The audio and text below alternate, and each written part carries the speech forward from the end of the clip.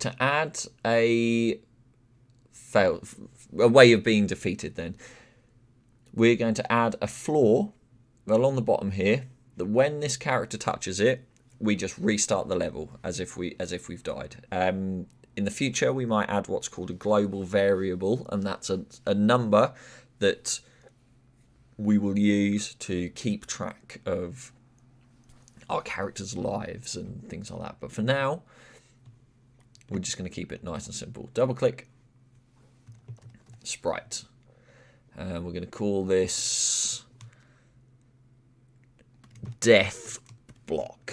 There we go. And we're going to make this a very dangerous red.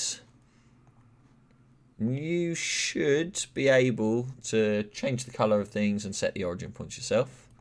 I didn't set the color though, did I? I selected it, but I didn't pop it in. There we go. And I'm going to drag this right along. Actually, I'll show you what happens if I... Yeah, I'll drag it right along. And then we're going to make a platform that we can jump between. So if you hold Control, select an object, click and drag it out the way, you'll make another version of that object, and it will keep everything you've given this one as well. It'll keep all of the rules you've given it. So now, if we click play, in fact, I will do it in debug layout. We will fall, but nothing's happening yet because we haven't told the death block to do anything. If we go down here, you can see our character's falling forever now. And we need to say, hey, when you touch this, we're deado. So if we go to our event sheet. Now, this is really important to sort of get your head around or to understand, is you'll hear in coding, computing, whatever, if this, then that. So if something happens, then we want something else to happen. So if this happens, then that. And what we want, our if, is if our player touches that death block, we want then, so if our player touches the death block, then we want it to restart the layout. So we add an event, and our event is our player is going to touch the death block. So the one we're looking for is on collision with. It's collided, it's touched it. And there's all kinds of things here to play around with, and again, mess around with it. You can't break it. Worst that happens is you have to press Ctrl Z and go back. Death block. So if we touch the death block, then we're going to add an action, and our action is we are going to system, and we are going to restart the layout. There's all kinds of things here. System tends to affect the whole thing. Selecting the individual objects will deal with the individual objects. So system, restart layout. So if this, then that happens. And that's the way to think about it, is this sort of divide here. This is the cause, this is the effect. So if we click play now, what do you think is going to happen? So we should fall, hit that death block, and then restart the level. And that works. And where we've stretched this out, in fact we'll stretch out further, our player, if we jump out of bounds or out of the area, we're going to hit it and then we're going to restart. So that is our fail state, I guess. That's a way of losing the game, or getting defeated, or coming up against conflict, however you want to think about it. So we're going to do something else now. We're going to add a congratulations, you have won the game. And we're going to do that by clicking. We're going to add another sprite.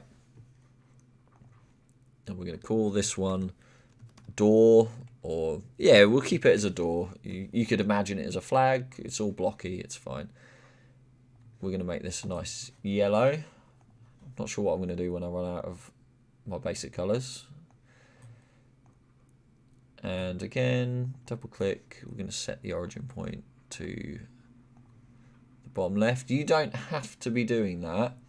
I'm just doing it to keep it sort of nice and organised and similar central place. So that's going to be our door. So now, when we touch that, we need to go to somewhere else that says, yeah, you've won the game, well done. So to do that, we've only got one event sheet and one layout, so we need a new level and a new area, don't we?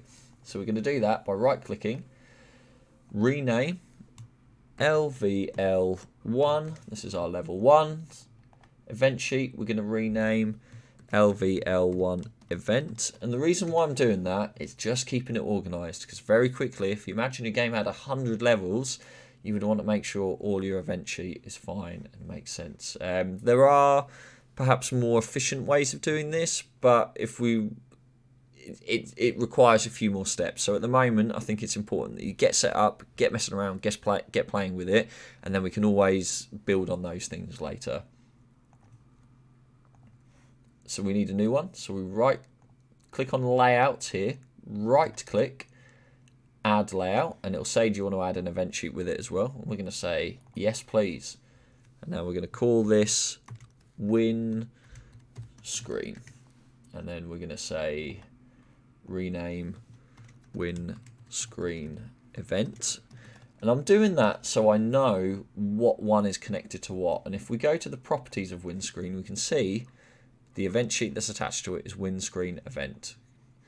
So now on win screen, we're going to double click and we're going to add text this time. Text input here, and we're going to say congrats. Now again, it's changed to the crosshairs because we're adding it exactly the same. Whoa, click here. And again, I'm going to click in properties, and just to keep it consistent, I'm going to put the grid on. Click to drag, you can put the text wherever you like. And the same way we had properties with the behavior down here, we can set our stuff down here as well. So I'm going to say congratulations, text, I'm going to say you win, something like that. You can say whatever you like. Let's changed it to you win there.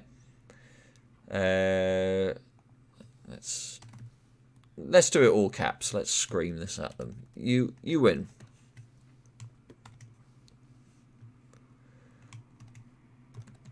Well done, you. That'll do. Right. Font, you can change the font. You can select, you can go through, see what's what. Let's just use this big blocky one for me. But you use whatever, treat yourself. It's up to you how big you want your font. I think 48 is probably quite good. You can decide, I'm going to put it in the center, vertical alignment, center as well. And now we've got that. If we press play, if you press play on the layout you're on, because you see we're on this layout, you can see, oh, nothing's happening. Well, how did we get there? So if we go back to our level, and we play our level, and we touch the door, nothing's happening. Now, why do you think nothing is happening? The reason is we've not given it any rules yet. So we go back here, we take our player, we can add a new event, and we can do it like that. Or we can click here, select this, select just that bit. We can copy, Control C, Control V. Oh, I lie. Control C, Control V. We can duplicate it, and then right click. We can say replace object, and we're going to replace the object death block with our object door. And we are going to say now, instead of restart layout, we are going to say go to layout. And we're going to go to the layout win screen. So now, level 1, when we touch that, well done you, we've done it, excellent. And you can use what you want for your win screen. As I said, keeping it basic. But by keeping it basic, perhaps if you were going to port your game to other languages and things like that, we're already setting up problems for ourselves. Right. Well, we're on our win screen. We need to find a way of going back. So we'll click here, win screen event, add event. We could go system. A few ways of doing this, actually. We could say wait. Not wait. System. Every X seconds.